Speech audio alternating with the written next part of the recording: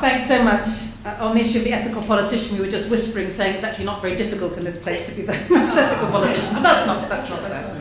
I am really delighted to have the opportunity to say a few words to you this evening, and it's wonderful to see so many engaged women in particular here who are interested in the whole issue of how we bridge the gap in politics when you're different from the majority. And I have to say it is a subject I feel unusually well equipped to address, because as the sole representative of my party, the Green Party, here amongst 650 MPs, then that sense of being different, that sense of being in a minority is something that is fairly present on a daily basis. And fortunately, or maybe unfortunately, I'm not sure, it's also a feeling that's not entirely new. Because back in the early 1990s, I was a councillor on Oxfordshire County Council, and I was the sole Green councillor there. And I was very used to hearing votes announced in terms of being 69 votes in favour and 1 against. And that 1 against would normally be me. And that was potentially disheartening, but for two things. Because even when you're not in the majority, even if you don't get full support for your ideas, there is merit simply in being able to be there and making the arguments and giving voice to the people who may not be in a majority, but nonetheless who do share your views. And in Oxfordshire, there was one example of this that was really brought home to me when I was trying to save a special school from closure, because that's what the vast majority of parents wanted. And I didn't succeed. I really made a forceful case about why, on the whole, I'm not in favour of segregation of education for people with special needs, but that could be a choice for those parents who wanted their children to still be able to go to a special school when they hadn't been able to support themselves in mainstream, and just genuinely wanted this option to be available. And I fought and fought for that, and I failed. And indeed, it was one of those votes, I'm afraid, that went 69 against and 1 in favour of the closure. And I didn't succeed, but afterwards, many people came up to me after the vote, many of the parents and teachers from the school who had supported the position I was taking. And they were grateful simply to have had that voice expressed in the corridors of power, as it was. They just wanted to hear their views echoed and heard and engaged with on the floor of the council. And so that made me feel less of a failure in a sense. That made me feel, well, I have been able to give voice to those views, even if they're not yet in a majority. And regularly, when I got home feeling a bit dispirited, either about 69 in favour and 1 against, or even sometimes 1 in favour and 69 against, my husband Richard would quote some words attributed to Gandhi, and they are these: "Even if you're in a minority of 1, the truth is still the truth." And I found that phrase very, very comforting on far too many occasions, actually. And I'm reminded too of another quote also, I think possibly wrongly attributed to Gandhi, but nonetheless that's when I googled it again just to check this afternoon, that's it still came up as Gandhi. And it's a quote that I think many campaigners find quite cheering when they're championing ideas which seem to be well outside of the mainstream. And that's the quote that says, "First they ignore you, then they ridicule you, then they fight you, and then you win." And I think that's quite nice, and certainly looking back at something like climate change as an issue that I've been really trying to champion since the 1980s. Certainly in the 1980s, in terms of mainstream political debate, it was pretty much ignored in the early 80s. Then you have a bit of ridicule, what's this all about, it's not happening. Now I think perhaps we've got to the point of fighting. There is a bit more fight now when vested interests are coming in there and the fossil fuel industries are coming in there and they don't want the policy framework to change in a way that would really support alternatives to fossil fuels. So the fight's going on now, and I guess the good news is that the winning ought to be just around the corner, I hope. So the first thing I would say really from that experience is to believe in yourself and the legitimacy of your views, even if you and your ideas are at that point in a minority. And of course all really important views have been in a minority at a time. Think about the suffragettes when they were fighting. They were certainly in a minority when they first wanted to put on the agenda the fact that women should have the vote. Or think about the whole anti-apartheid movement or movement against slavery. All of these were people who were in a minority to begin with, and then they built momentum, and over time their ideas were the ones that really won through. And in terms of my journey, if you like, to be in the Green Party and to now be in Parliament. I mean, I joined the Green Party a long time ago, back in 1986, when, I don't know what Claire was doing then, but certainly not thinking about politics, but back in 1986 I joined the Green Party.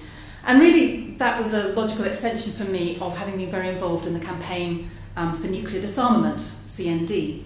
And I've been very involved in CND and gone on lots of the marches. I've been at Greenham Common. I've been arrested for protesting outside the nuclear bases. I'd spent time in police cells and all the rest of it. And then I read a book called Seeing Green by a Green campaigner called Jonathan Porritt. And it was just one of those moments when a light bulb goes on in your head and suddenly you realise the concerns that you've had for a long time are suddenly put within a whole context and a framework, and you just feel when you close that book that it's going to change your life. And it did. And literally on the same day as I finished the book, I joined the Green Party, got very involved with them, stood for election in Oxfordshire for the County Council, and continued my work with them. I also, that doesn't pay you, or at least it didn't in the day, was when I was standing for a local council. So I also then was working at Oxfam.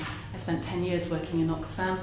Most recently there as a trade policy advisor. I then spent a year inside the Department for International Development doing a secondment, helping to set up a trade department inside the Department for International Development. Then there was a change in the electoral system to a proportional system for the European elections, and that was what enabled the Green Party to get its first representatives in the European Parliament. So I've spent 10 years in the European Parliament representing the South East region of England in Brussels. And then in 2010 I was able to get elected in Brighton here for Westminster. And the crucial difference, I guess, about what enabled us to be in Brussels first was exactly as I'm saying, the issue of the electoral system. And I just want to make two quick reflections about barriers to small parties getting representation, because I would argue that we have a political system that is expressly set up to keep small parties out. Even getting to the starting line can be a challenge. There's no state funding for political parties, for example, and we're saddled with a voting system that makes it almost impossible for small parties to break through. And just to give you that sense about why you need money, I would argue, for state funding for political parties, if the Greens were to field candidates in every seat in Britain in a general election, it would mean spending over £300,000 in deposits alone, because it costs £500 in order to be able to put a candidate on the ballot paper.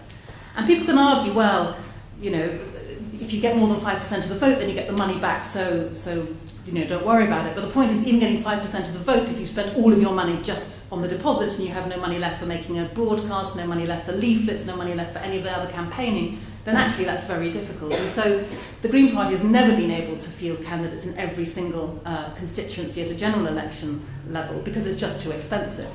At the European Parliament, European elections, fewer constituencies, much, much bigger constituencies, and it's cheaper to do it. And therefore we were able to field candidates in every seat in the European elections, and over 1 million people voted Green when they were given the opportunity to do that. Well, that to me seems quite an amazing figure, actually.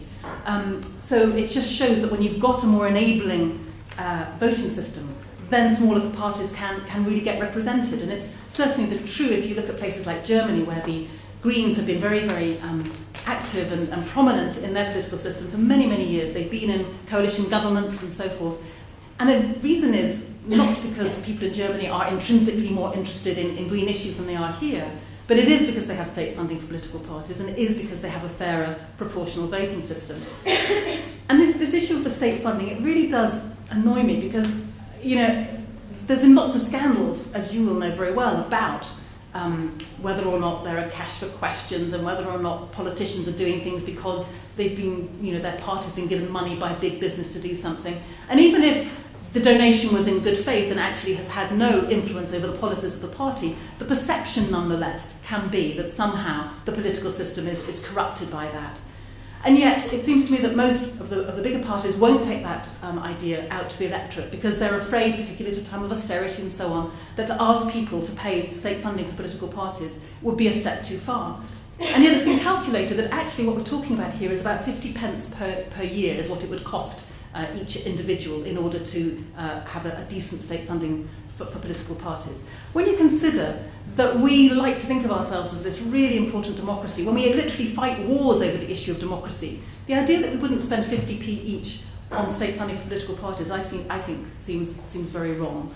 So, to my mind, we really ought to grasp that nettle and really try to change the electoral system so that it can be more representative of the people out there whom we are here in principle to represent. Because I can't help thinking that if politics was a business, then it will be a prime case for a referral to the Competition Commission for a monopolistic collusion in excluding new entrants to the market. It is fiendishly difficult to get into this place if you're an independent or if you're a smaller party. We have had 2 independents in recent times. Martin Bell, who was a foreign correspondent, Richard Taylor, a GP.